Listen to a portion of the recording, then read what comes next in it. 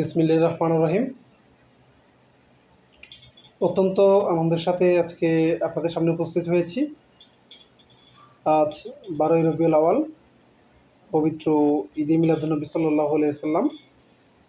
হিজরি 570 সনে আরবের পবিত্র মক্কা নগরীতে বিশ্ব মানবতার মুক্তির দূত বিশ্বনবী হযরত মুহাম্মদ সাল্লাল্লাহু আলাইহি সাল্লাম জন্মগ্রহণ করেন।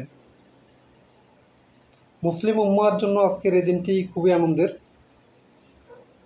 পবিত্র ঈদে মিলাদুন্নবী সাল্লাল্লাহু আলাইহি সাল্লাম যথাযথ মর্যাদায় পালনের জন্য বিশ্বব্যাপী নানা কর্মসূচি পালিত হচ্ছে। বাংলাদেশেও অত্যন্ত ভাবগম্ভীর্যের সাথে এটি পালিত হয়েছে।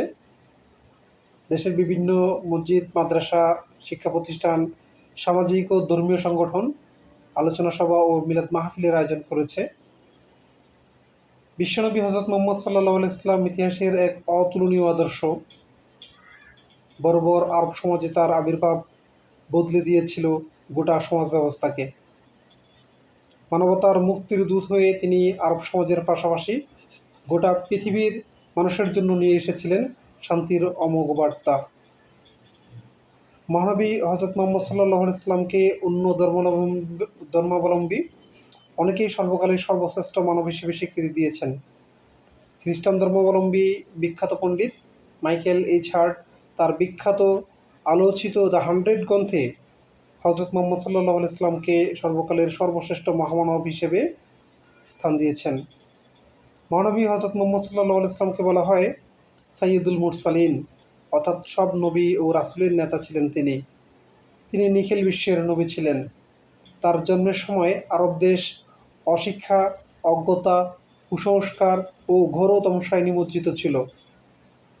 এ কারণেই ওই সময়কে বলা হয় আয়ামে জাহেলিয়াত, অর্থাৎ অন্ধকারাচ্ছন্ন যুগ।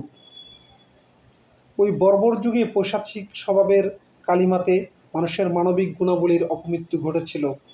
সে অবস্থা থেকে মানবজাতিকে মুক্তি দিতে মহান আল্লাহ রাব্বুল আলামিন হযরত মুহাম্মদ সাল্লাল্লাহু আলাইহি সাল্লামকে সর্বশেষ রাসূল হিসেবে পৃথিবীতে পাঠান। এ বিষয়ে পবিত্র কোরআনে আল্লাহ পাক রব্বুল আলামিন বলেছেন, আমি আপনাকে সারা বিশ্বের জন্য রহমত হিসেবে পাঠিয়েছি।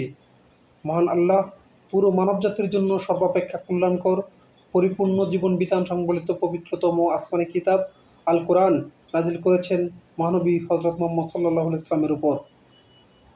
প্রতি বছর 12ই রবিউল আউয়াল গুরুত্বপূর্ণ দিন হিসেবে পালন করে মুসলিম বিশ্ব। বিশ্বজুড়ে পালিত হয় মিলাদ, জশ্নে জুলুস সহ বিভিন্ন ধর্মীয় অনুষ্ঠান।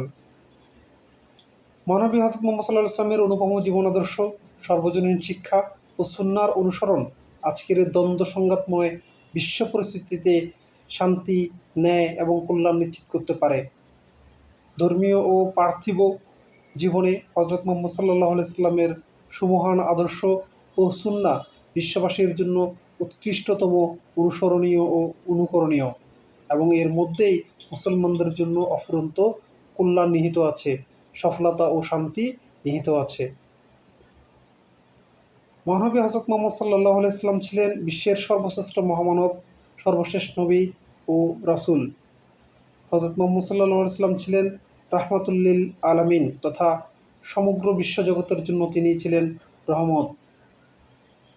মহান আল্লাহ রাব্বুল আলামিন তাকে সমগ্র মানবজাতির হেদায়েত ও নাজাতের জন্য প্রেরণ করেছেন। হযরত মুহাম্মদ সাল্লাল্লাহু আলাইহি সাল্লাম দুনিয়ায় এসেছিলেন সিরাজা মুনিরা, অর্থাৎ আলোকোজ্জ্বল প্রদীপ রূপে।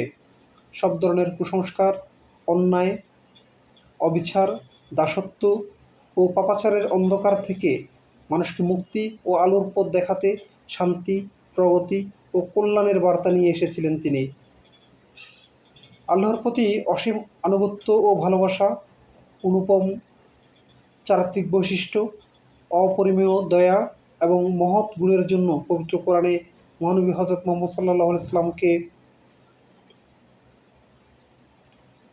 ইসলামের জীবনকে বলা হয় ওয়াতুন হাসানা, অর্থাৎ সুন্দরতম আদর্শ। তিনি বিশ্ব মানবতার জন্য যে অনিন্দ্য সুন্দর অনুসরণীয় শিক্ষা ও আদর্শ রেখে গেছেন তা প্রতিটি যুগ ও শতাব্দীর মানুষের জন্য মুক্তির দিশারি হিসেবে আলো দেখাবে, পথ দেখাবে। সবশেষে মহান আল্লাহ রাব্বুল আলামিনকে বলি, হে মহান আল্লাহ রাব্বুল আলামিন, আপনি আমাদের জীবনকে সহজ করে দেন, সরল ও সুন্দর করে দেন। আমিন।